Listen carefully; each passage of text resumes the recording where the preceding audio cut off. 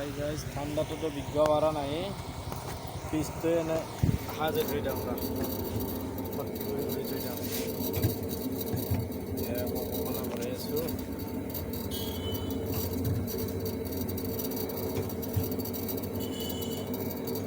ঠাণ্ডা ভৰ্তি কৰি কৰি থৈ যাওঁ যিহে বতৰ প্ৰথম হেৰি থৈ যাওঁ